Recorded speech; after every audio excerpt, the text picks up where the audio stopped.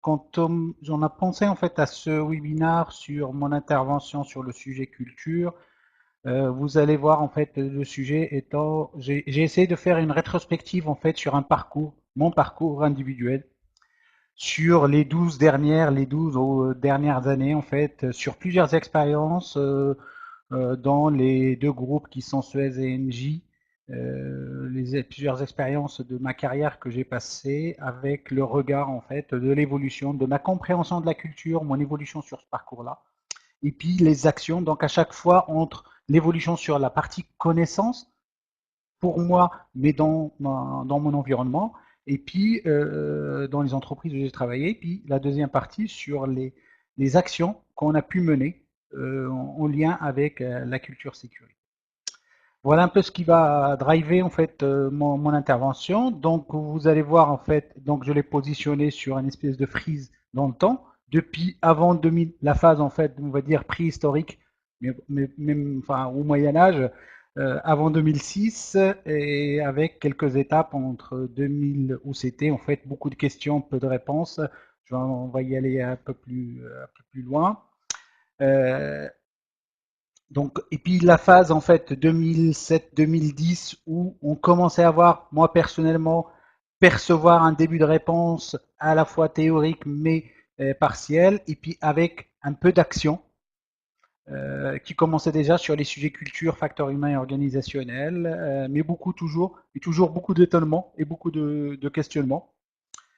Donc ça commençait un peu à se clarifier, mais ça restait très sombre en fait. Et puis entre la phase en fait 2000, quand le début de la maturation, de la maturité entre 2011 et 2015, avec l'arrivée aussi coïncidente dans cette période-là du FOMC Maori, l'ex-FOMC actuel Maori, que j'ai passé sur la période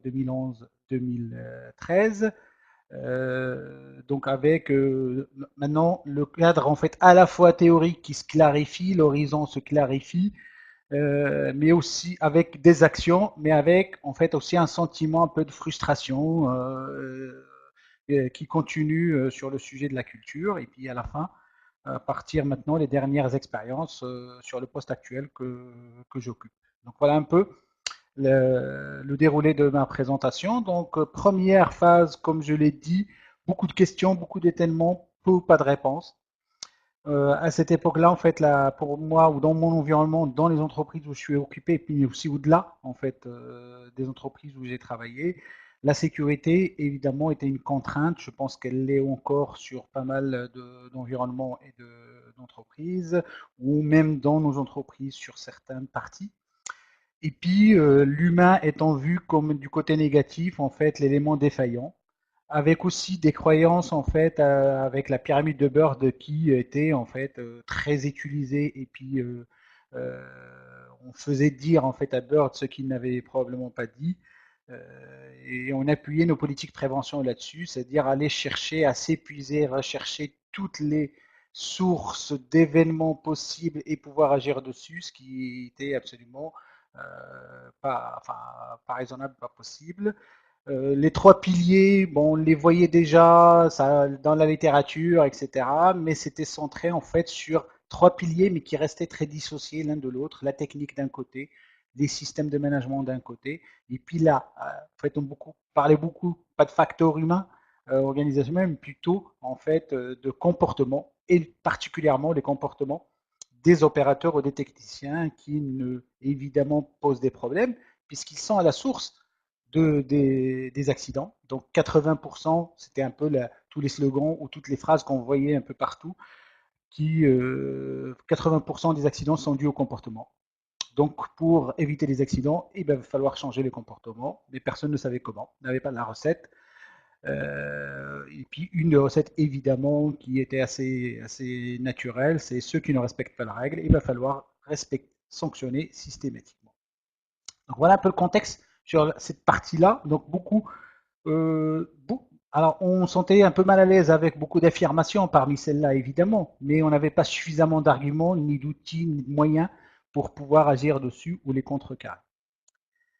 Vient ensuite, en fait, si je peux résumer, en fait, la phase ensuite 2007-2011, où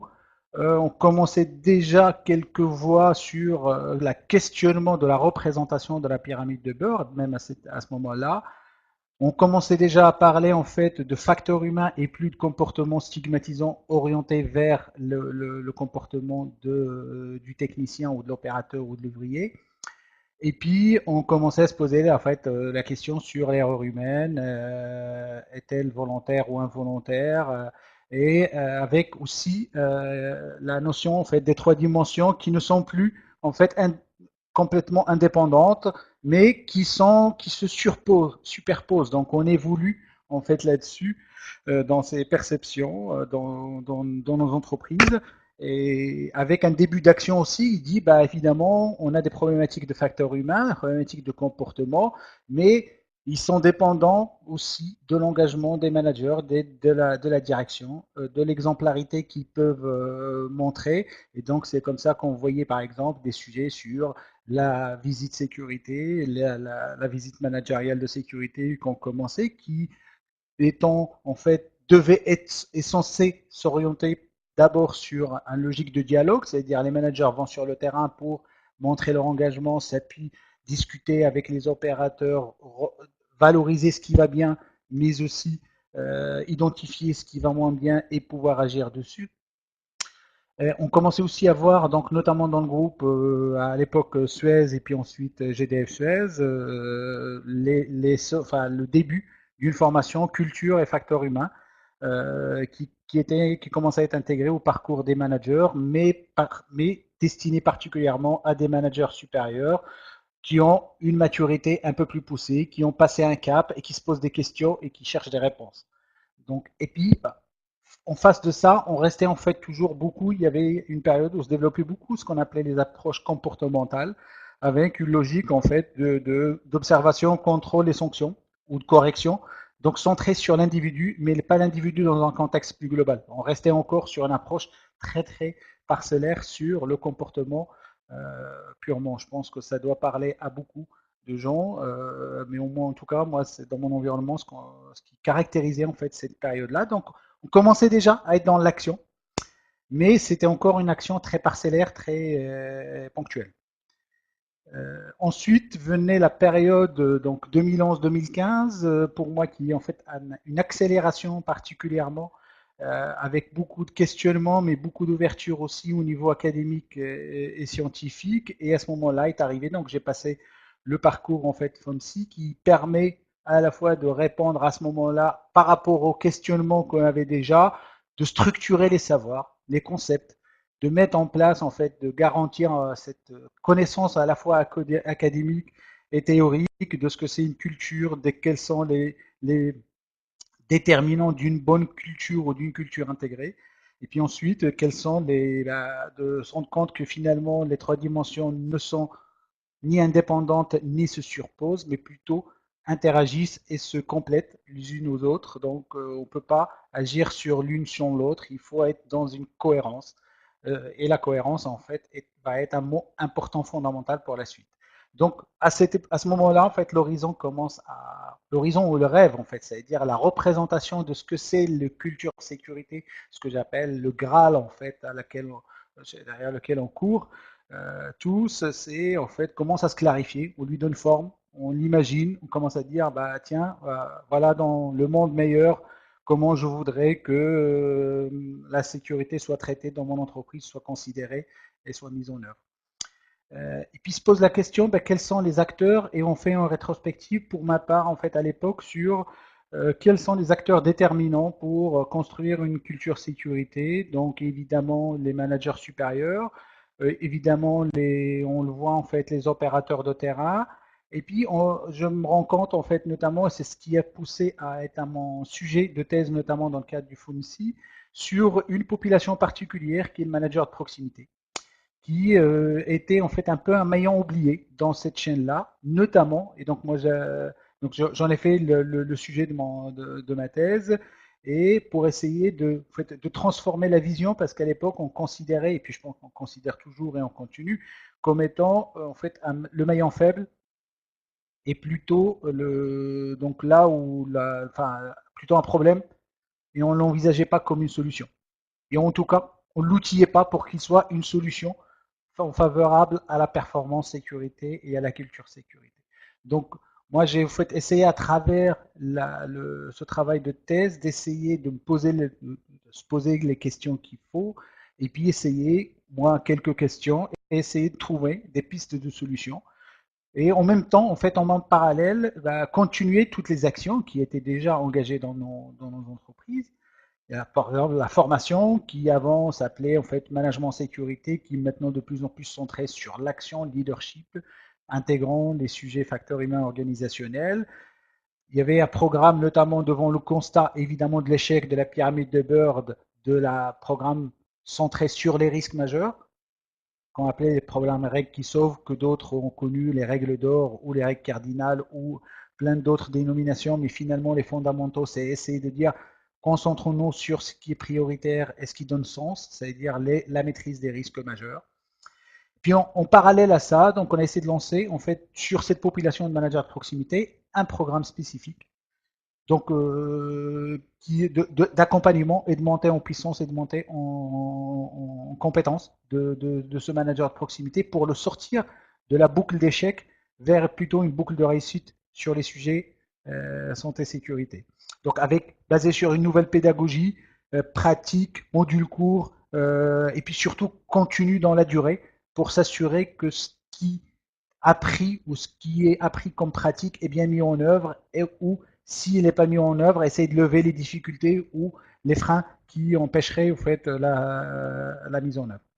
Donc voilà un peu ce qui caractérisait un peu cette période-là, donc autour de la maîtrise des risques majeurs, donc là c'est les règles qui sauvent dans le groupe, qui étaient déployées aussi pareil, dans une démarche profonde, alors pas partout pareil, mais une démarche profonde basée sur la théorie de l'engagement. Au moins, c'est comme ça qu'ils ont été conçus. Et ça commençait à devenir en fait un vrai changement culturel dans la conception de nos actions de sécurité. Donc, oui, Abderrazak, Abderrazak, très rapidement pour la fin, oui, si tu peux arriver à ta conclusion, je peux te donner encore 2 petites minutes, parfait. très grand maximum. Et bien parfait, ça sera pour moi. Donc, juste en fait, pour arriver dans la continuité, évidemment, maintenant, depuis 2016, donc dans ma dernière expérience, là où je suis à la BU France Réseau chez Engie, ce qu'on essaie de mener maintenant, c'est plutôt mener un programme un peu global et intégré, basé sur les concepts en fait et les dernières apports que nous apporte en fait la connaissance scientifique sur les sujets de culture. Donc avec l'arrivée en fait les attributs de la culture sécurité développée par l'EXI, donc transformer la sécurité dans son approche par un levier de performance et plus une contrainte négative, essayer de faire que tout le monde, donc que les programmes quand même soient cohérents et intégrés, favorisant l'engagement de l'ensemble et pas parcellaires et uniquement par une couche de millefeuille. Et centré évidemment sur les risques majeurs, ça je l'ai dit, je passe en fait, essayons de maintenir cette notion d'équilibre entre le réglé et le géré,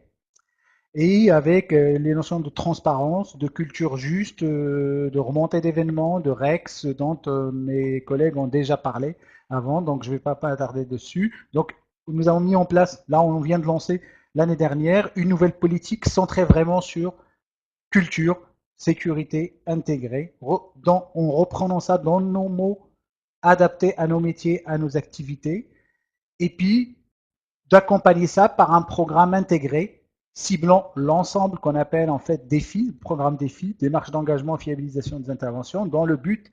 est de finalement synchroniser un peu à la fois le sens sur l'ensemble des acteurs concernés dans l'entreprise, que ce soit direction, manager de proximité, opérateur, mais aussi prestataire, avoir en fait un socle commun de manière de penser et d'agir, donc de pratique aussi, qui soit commun et qu'on tire tous dans le même sens. Donc mener un programme un peu plus cohérent, un peu plus intégré.